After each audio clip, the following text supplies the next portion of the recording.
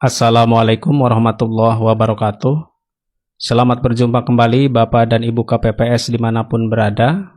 Pada kesempatan kali ini kita akan membahas kunci penting dalam pengisian model C hasil pemilu 2024.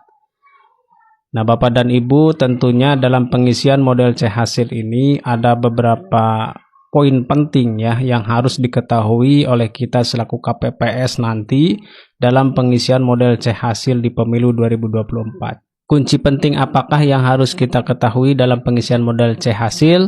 Nanti kita akan bahas di video lengkapnya. Namun sebelumnya bagi Bapak dan Ibu yang baru menemukan channel ini, silahkan klik tombol subscribe-nya serta jangan lupa nyalakan lonceng notifikasinya agar selalu mendapatkan video-video terupdate lainnya.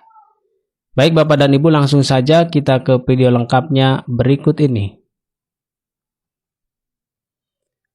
Nah, yang pertama Bapak dan Ibu adalah rumus. Nah, di sini rumus pertama ya. Nah, di rumus pertama dalam pengisian model C hasil, pertama adalah pengguna hak pilih sama dengan surat suara yang digunakan sama dengan surat suara sah dan tidak sah. Nah, di rumus pertama ini Bapak dan Ibu dalam pengisian model C hasil nanti di poin pengguna hak pilih itu harus sama dengan surat suara yang digunakan, harus sama juga dengan suara sah dan tidak sah dalam jumlahnya ya. Jadi jumlah pengguna hak pilih ini harus sama nanti dengan surat suara yang digunakan, harus sama juga dengan suara sah dan tidak sah nanti pada formulir model C-nya. Jikalau ini tidak sinkron, tidak sama, berarti itu nanti ada kesalahan dalam pengisian model C hasil. Nah, di sini sebagai contoh Bapak dan Ibu, pengguna hak pilih di sini jumlahnya 150 orang. Nah, maka di surat suara yang digunakan juga nomor 2 nanti harus sama 150 surat suara yang digunakan. Kemudian di nomor 3-nya suara sah dan tidak sah juga harus sama jumlahnya 150. Nah, jadi harus sama jumlahnya antara pengguna hak pilih 150 sebagai contoh. Kemudian nanti surat suara yang digunakan juga harus 150.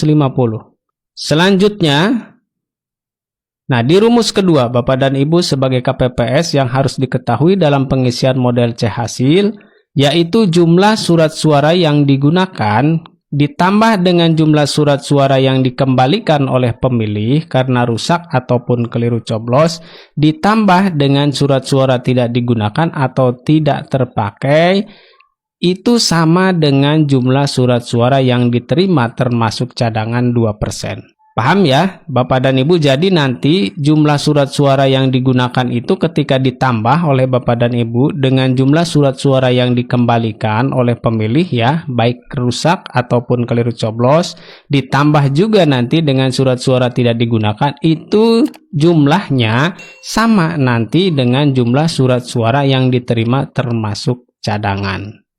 Jadi 3 poin ini ketika ditambahkan nanti ya, poin yang ini jumlah surat suara yang digunakan, kemudian yang dikembalikan dan tidak digunakan, ketika dijumlahkan 3 poin ini sama jumlahnya dengan jumlah surat suara yang diterima termasuk cadangan 2%.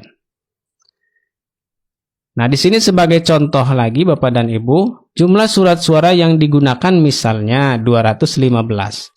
Kemudian ditambah dengan jumlah surat suara yang dikembalikan oleh pemilih karena rusak atau keliru coblos 3 misalnya. Kemudian ditambah lagi dengan surat suara tidak digunakan atau tidak terpakai ada 37. Nah, ketika dijumlahkan 3 poin ini 215 ditambah 3 dan ditambah 37, jumlahnya adalah 255. Maka nanti jumlah surat suara yang diterima termasuk cadangan 2% pun itu 255 ya. Sama, jadi antara 3 poin ini ketika ditambahkan ya 255 dan jumlah surat suara yang diterima juga itu 255 pastinya ya. Karena surat suara ini jumlah DPT ya, diambil dari jumlah DPT ditambah 2%. Jadi yang 3 ini ya. Jadi ini rumus kedua, jumlah surat suara yang digunakan ditambah dengan jumlah surat suara yang dikembalikan dan surat suara tidak digunakan ketika dijumlah ya, misalnya di sini 255. Nah, itu sama ya, harus sama jumlahnya dengan surat suara yang diterima termasuk cadangan 2%. Nah, kemudian di sini yang terakhir Bapak dan Ibu, cara penulisan.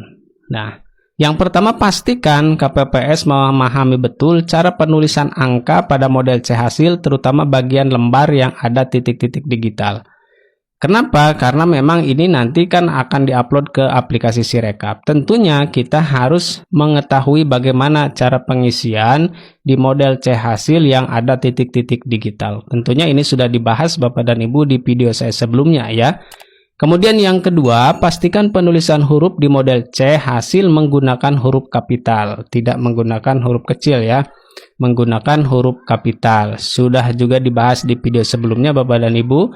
Kemudian yang ketiga, petugas KPPS yang ditugaskan untuk penulisan di model C hasil adalah orang yang memiliki kemampuan menulis dengan baik.